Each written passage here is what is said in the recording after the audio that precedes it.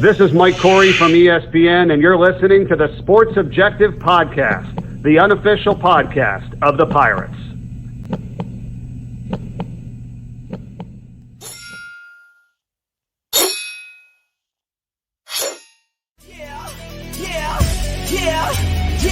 My heart is purple and gold. I'm a pirate down of my soul, and I don't back down, not at all. Find out when the cannons explode. From the sidelines down to the post, put it down like not even close. All out to the last whistle blow. From the flag with the soul and crossbones. Everybody stand up, get your hands.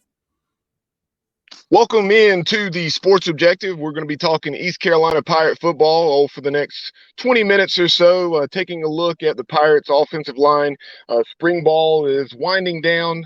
The Great Pirate Purple Gold Pigskin Pig Out Party is Saturday, a 12:30 start at Dowdy-Ficklin Stadium. A few more practices left for East Carolina, culminating, like I said, in that Purple Gold game on Saturday, April 9th. But right now, I'd like to welcome in my co-host, Matt Semenza. Matt, how are things? Bub, everything's great. Hope you're doing well. And we've been spending so much time over the last few months talking about basketball and baseball, which is great.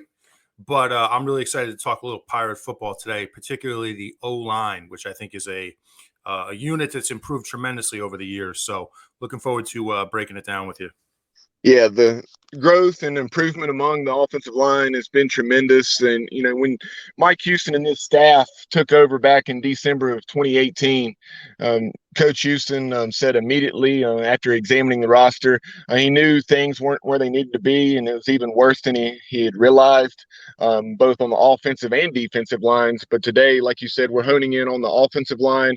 You knew with Steve Shankweiler coming back, if you had patience, and a lot of fans struggle with that, but if you gave this group and this staff rather patience and gave them the opportunity to get some talent in and develop it, that we would see remarkable improvement. And we've seen just that. And the Pirates are able to run the football now. Had a 1,000-yard rusher for the first time since 2013 with Keaton Mitchell a season ago. And as you take a look at this group, I think, speaking to the growth, or a reflection of that growth, I should say, is you lose guys that have been in the program for a long time, like Fernando Fry, Sean Bailey. You lose Justin Chase, who was a key contributor after coming over from NC State. And despite losing 3 guys that have played an awful lot of football like that, as well as others like Trent Holler, who was dismissed during the middle of last season and is now at Marshall, you incur such losses, and because of the talent you've recruited and developed, as well as what you were able to bring in from the transfer portal, the unit's even stronger.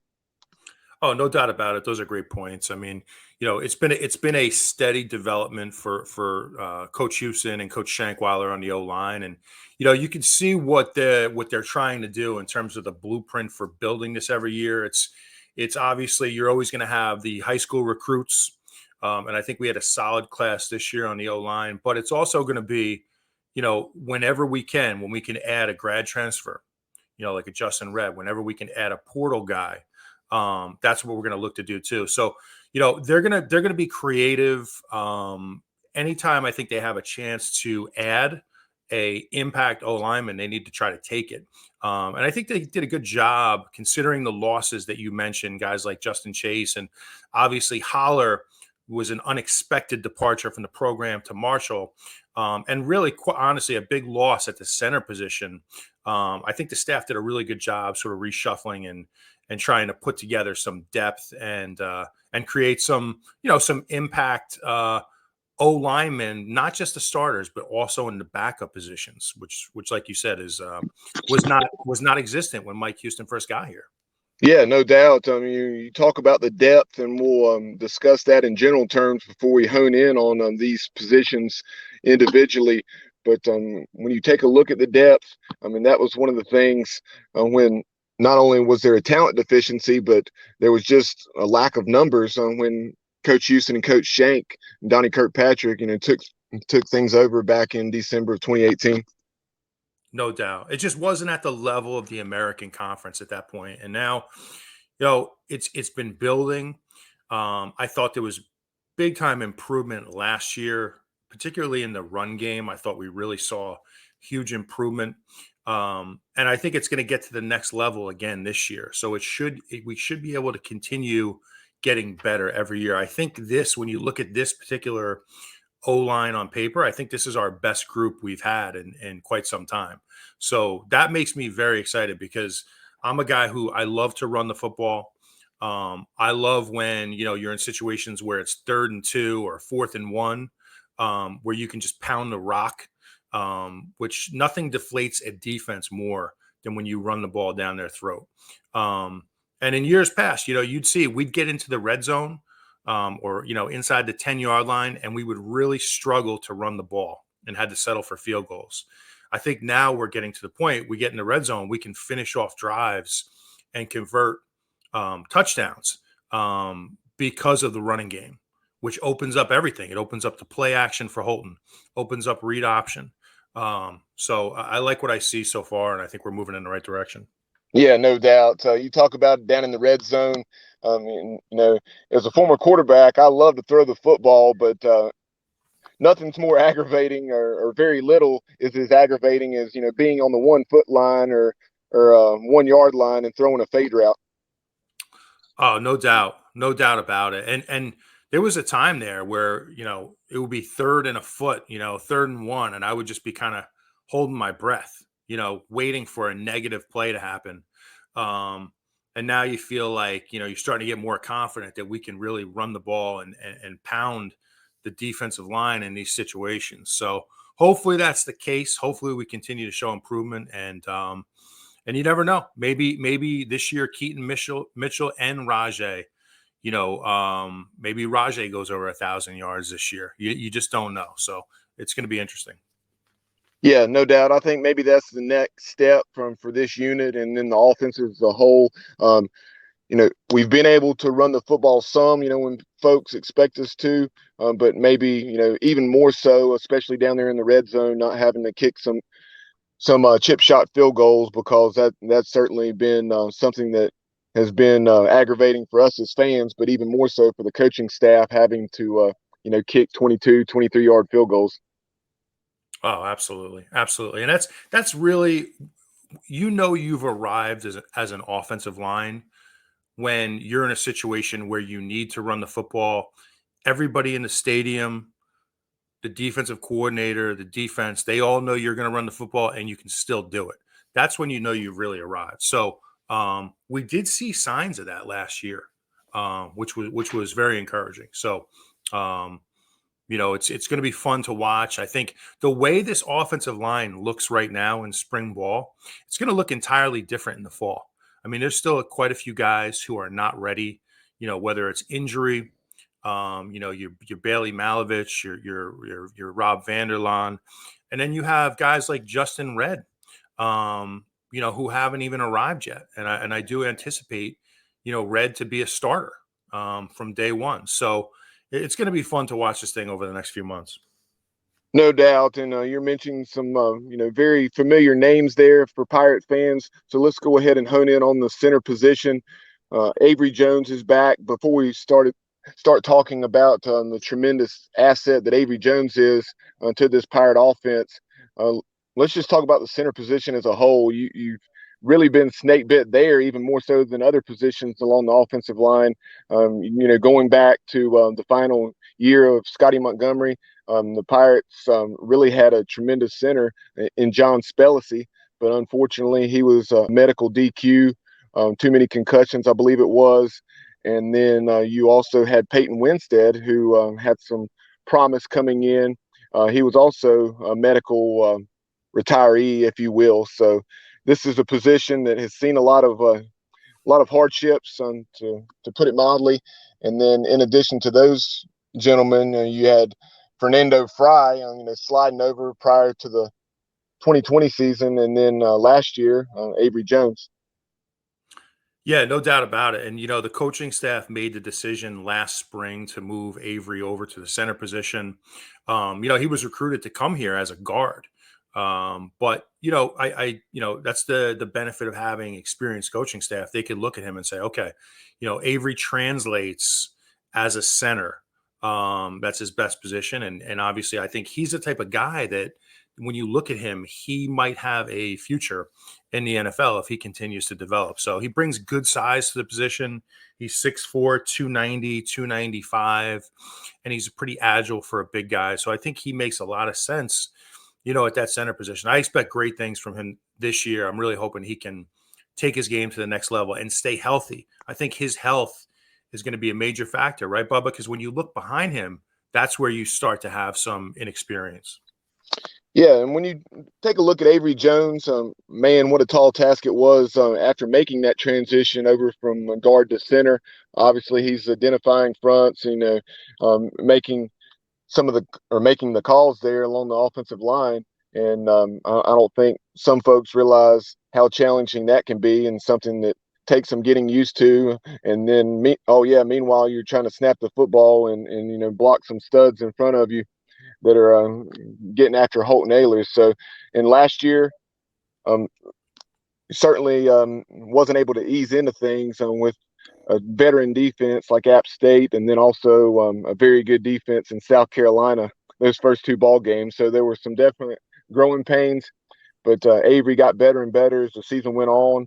And I know Donnie Kirkpatrick was very happy. You talked about his strengths, his smarts. In addition to that strength and intelligence, I mean, his quickness is something that Donnie Kirkpatrick just went on and on about, saying that his athleticism and that quickness allow us to do some things that you wouldn't be able to do with a lot of centers. Yeah, no doubt about it. I think he's a really good fit for what we're trying to do. And, in my opinion, players take the biggest leap in spring ball after their first season, as a key contributor, or in this case, a starting player. Spring ball is a time where, after you get that initial playing time at a position, that's when it all starts to come together. You get the mental reps, you get the live reps, and, he's going to be so much more comfortable heading into this year. He's going to be comfortable with the checks, like you mentioned. That's a great point, because that's a huge part of playing center. And I think just overall, the schemes, the protections, I think he's going to be just a lot more comfortable and fluid up there. So I expect big things from him, potential all-conference type player there.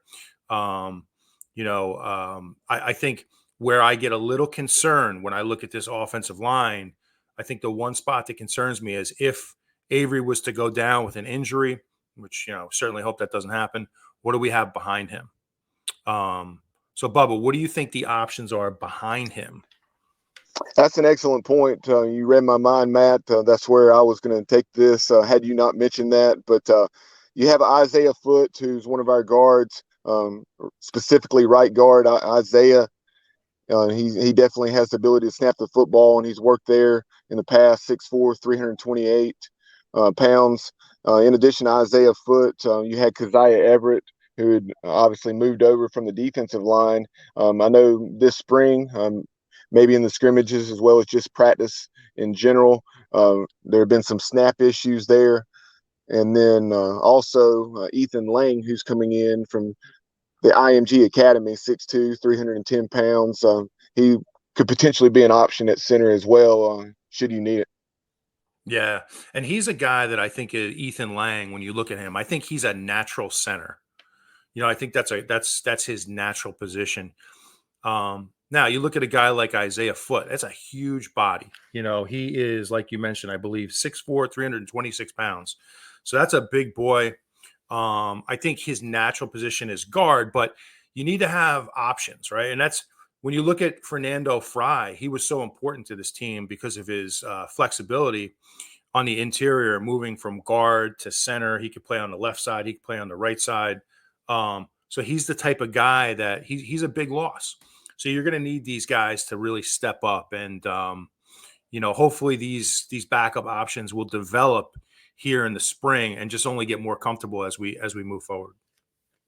No doubt. Moving out to guard, I mentioned Isaiah Foote already. You also have Justin Redd, 6'5", 300 pounds, the big-time Norfolk State transfer, who was the offensive lineman of the year in that conference in the MEAC. So you have him coming over. Obviously, there's a familiarity there, which made you feel very good. In addition to his accolades, with his former head coach being on staff with us. And then in addition to Foot and Red, you also have Nashad Strother from Eastern North Carolina, and then Ben Johnson, another grad transfer who he played tackle at Marist, but he's certainly projected to play guard if at all possible. And the good news is that we have a lot of options at tackle, so keeping Ben Johnson at guard, knock on wood, unless you have a ton of injuries, then you should be in good shape to do that. Yeah, I think that's a great point. And you really like what you see at the guard position. I mean, you just mentioned 4 guys right off the top of your head that, I think all will play a lot this year. You look at Justin Red, he's a guy, he's anticipating coming to East Carolina as a starter.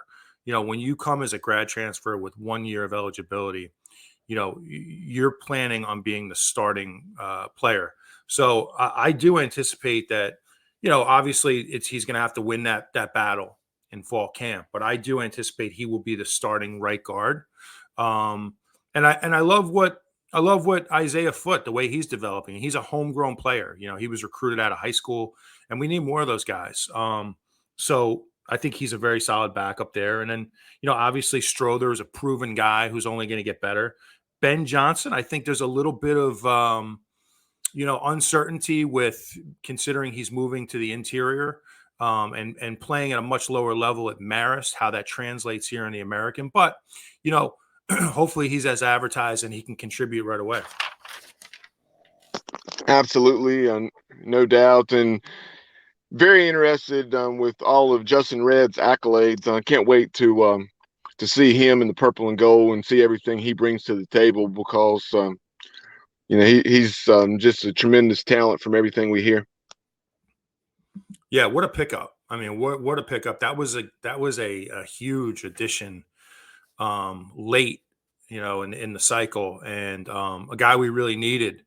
And great job by the coaching staff to identify him. There was a previous relationship, and we were able to capitalize on that. So you got to have that depth, and I have a feeling all 4 of those guys are going to be used heavily, as the season goes on.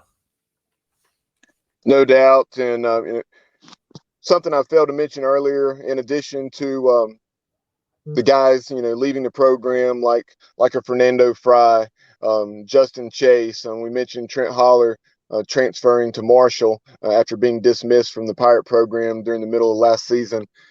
In addition to a lot of those losses, you also had Kanan Clark, 6'6", 310 pounds, a native of Georgia. He elected here back in mid-March to enter the transfer portal. Yeah, big body. He was kind of a project coming out of high school, and it seems like things just didn't quite work out for Kanan Clark. But I think we'll be okay with his loss. I think that there is another guy that we didn't mention that I'm excited about, Richard Pierce, who comes from Alabama. He was recruited out of high school, 6'3", 320 pounds. By all accounts, he's one of the strongest players on the team in the weight room. He's kind of a road grader type, physical kid, good size. I think his size is perfect for guard, at the left guard. So he's a guy too that, I'm not sure if he's ready to start quite yet, but he'll keep developing. And I think in time, he's going to be a multi-year starter here. Yeah, no doubt. Really remember Richard Pierce's commitment. There were several Alabama and Georgia offensive linemen with Coach Shank's connections in those states that had been, offered, or in Richard Pierce's case, obviously became part of the Pirate program. So very excited about Richard. And Matt, before we transition over and talk about the offensive tackles, and the Pirates certainly have a lot of talent at those offensive tackle positions. Wanted to very quickly mention East Carolina football season tickets. The priority deadline was Monday, April the 4th, but don't be confused, folks. You can, of course, order East Carolina season tickets, of which there have been a little over 10,000 sold to date. You can order those season tickets all the way up through, right there up to kickoff, or maybe even after the season started. So go ahead and call 1-800-ECU or go online to ecupirates.com and get your East Carolina football season tickets today.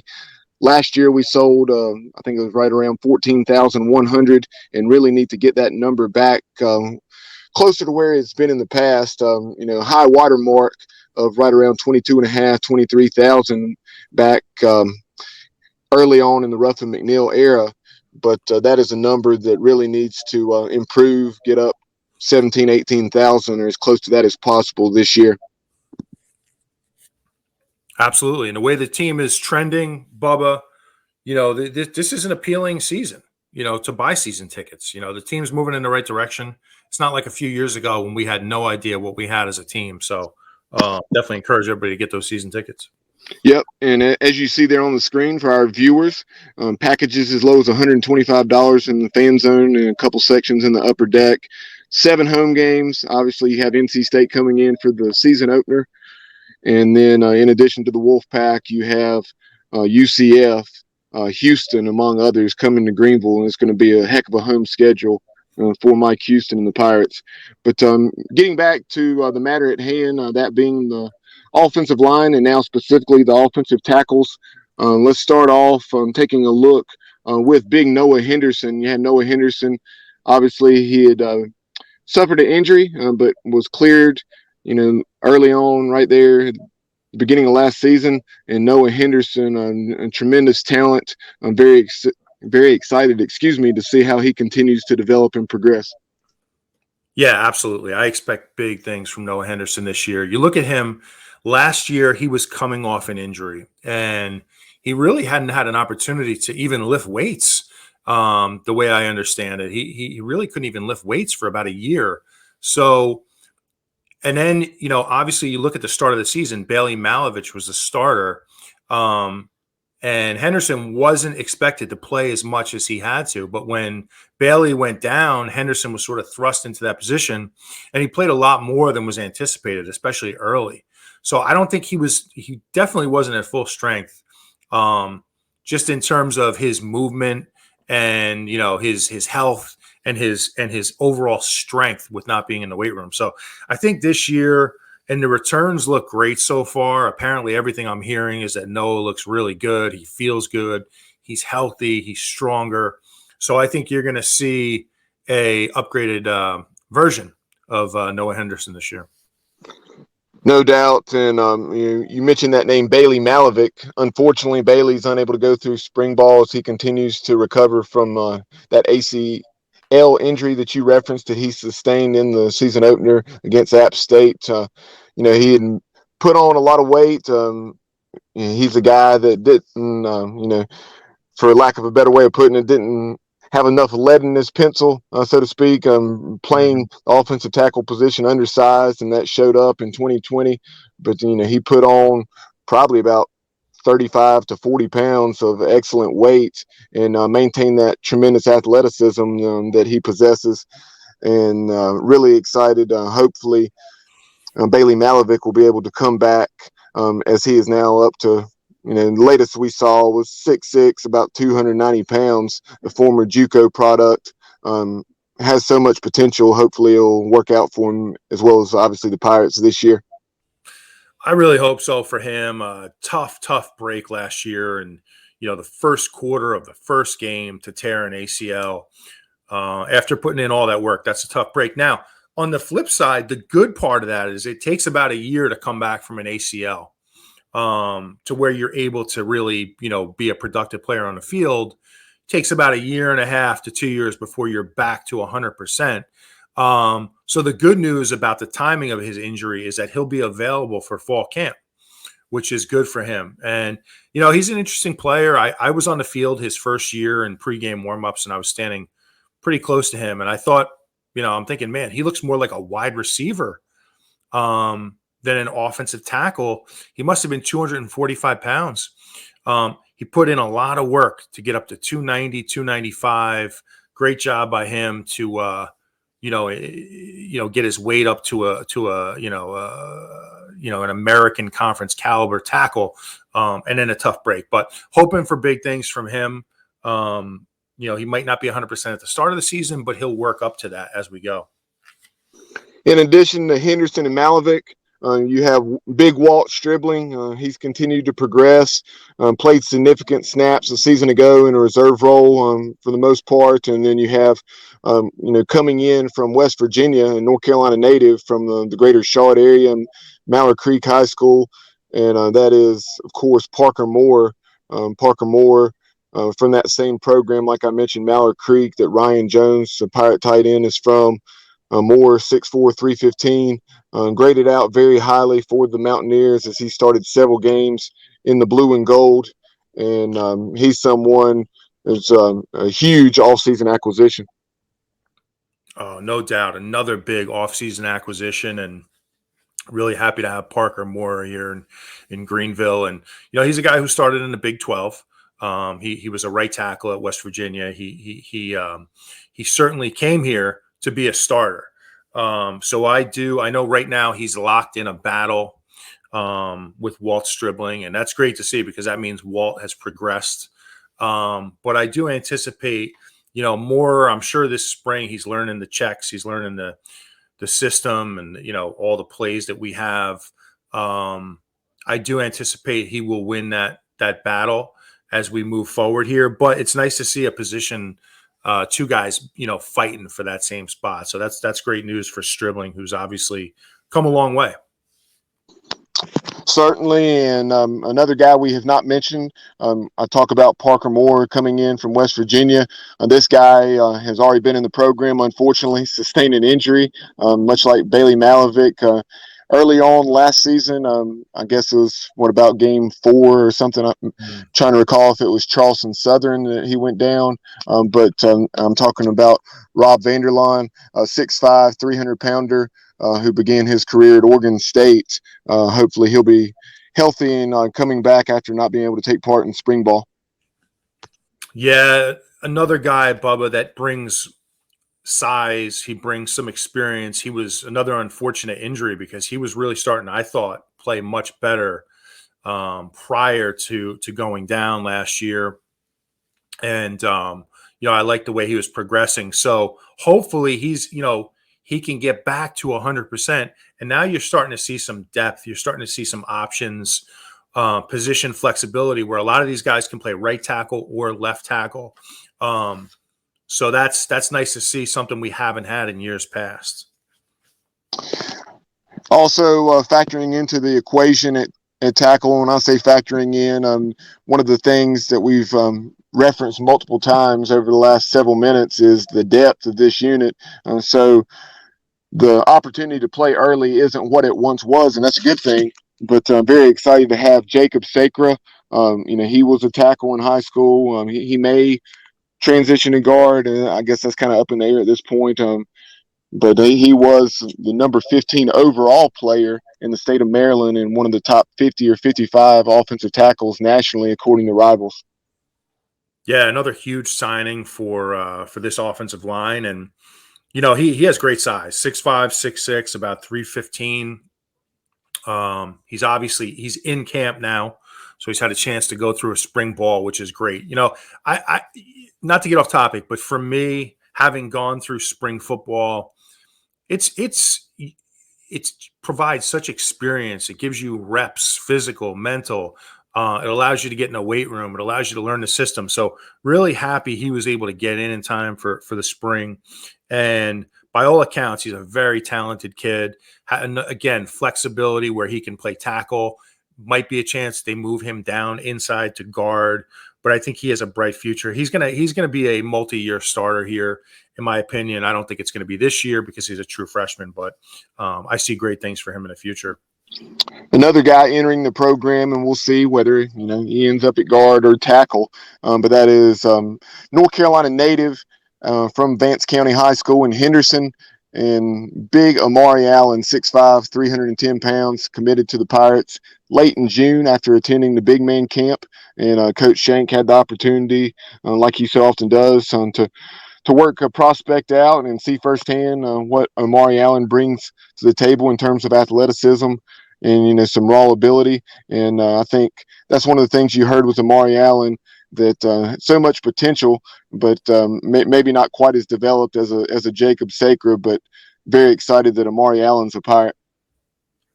Yeah, no doubt. And, he's looking at a redshirt year, which is great for him. It's a great opportunity to get in the weight room, to get stronger, to develop your body, and to learn the system. So I think he's fortunate. He's in a really good spot to be able to capitalize on that redshirt year. Again, another big body. You look across the board here, really have good size on this offensive line. And then you have another backup we didn't mention, Hampton Ergel, who's 6'6", 310, somewhere in that area. Another big body to contribute. So, you look around and you're starting to see depth. You're starting to see some experience, some proven guys, and then guys who are only going to continue to improve. So, I really like the way the direction the O-line is moving, significantly better than it was 2 years ago, without question. Yeah, like you were saying, when this staff took the program over back in December 2018, you legitimately only had, I think it was like 8 or 9 bodies. You didn't even have enough for a 2 deep, much less quality depth. And now you're looking at, just right off what we have here on paper, and I know we're missing some probably, but you already have 15 to 17 guys, and a lot of these guys are proven commodities, and then some that are very talented, just simply lacking that all important experience. But Hampton Ergel, like you said, he's a native of Lexington, South Carolina, so right outside of Columbia, and he was someone that opted to walk on at East Carolina. And depending on, yes, we have guys such as Johnson, and then also Moore and Red, grad transfer options that came in and are going to obviously be on scholarship. But Hampton Ergel, someone down the road, you never know, he may earn a scholarship. Absolutely, you just never know when a guy's going to have a chance to get his opportunity on the field and hopefully make the most of it. So. But yeah, he does bring another big body, and now he's had a few years in the program, another spring ball to acclimate himself. So, it's really encouraging to see the size. And, Bubba, I wanted to ask you, how do you see the starting 5 shaping up here if you were to look at it and predict a starting 5 on opening day? Certainly Avery Jones at center, and then I'd say the starting guards would likely be I don't know. It's tough to say, since he's not to campus and really having a chance to make that impact yet. But it's tough to go against Justin Red, at one of those guard spots. But and then you have Nashad Strother. You certainly expect Noah Henderson, and then I'll go with Parker Moore, but like we discussed earlier, it's tough to say there whether it's going to be Stribling or Moore. Yeah, no, great points, and I see it virtually identical as you. I see Moore ultimately winning that job as he becomes more comfortable with the system. You look at guard. Guard's interesting. I do think Red coming in, his experience.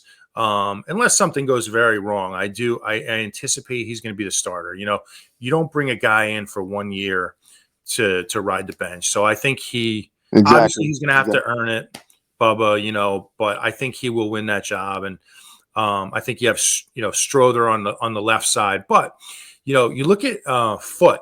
He's an interesting guy to me. He's got tremendous size. Now, regardless of whether he starts or not, which is yet to be determined, he's going to play a big role. He's going to be the primary backup, I believe, at both guard spots. If somebody goes down, he's going to be in there. I think he's going to get a lot of reps regardless, because we do rotate linemen quite a bit on the interior. So, I think those 3 are your top guys.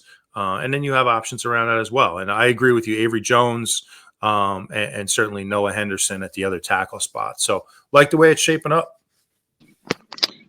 Undoubtedly, tremendous development along the offensive line. Certainly expect it to continue, and look forward to continuing to have 1,000-yard rushers. And last year I think Rajay Harris finished up right around 600 yards. Maybe here in the next year or two, we can have a couple of 1,000-yard rushers in the same season. When was the last time you were if ever, you were able to say that about East Carolina football? You see Mike Houston and his staff really putting their stamp on the program. And then obviously the better we run the football, and we're going to make that play action with Holton and company all the more successful. But really appreciate everyone tuning in. Definitely, like we said, and be sure you call 252-737-4540, and that is the number for the ECU Pirate Club. Join the team behind the teams today. Order those season tickets from ECUPirates.com or calling 1-800-ECU. And then also be sure on Sunday that you join us for extra innings as we'll recap the week that the Pirates are going through in baseball. We had the game on Tuesday, moved to Wednesday against Old Dominion, and then a big series with the Wichita State Shockers. So we'll take a look back at that. Scott Rogers or maybe Trent Britt, Coach O, someone will join us as we talk East Carolina baseball. And then in addition to extra innings, be sure to join the Pirates Cove. If you're on Facebook and you love talking East Carolina athletics, which you probably do if you're listening to us, join the Pirates Cove, as we're right around 1,000 members and looking to really continue to grow the Pirates Cove between now and football season. But for Matt Semenza, I'm Bubba Rosenbaum, and you've been watching and listening to The Sports Objective.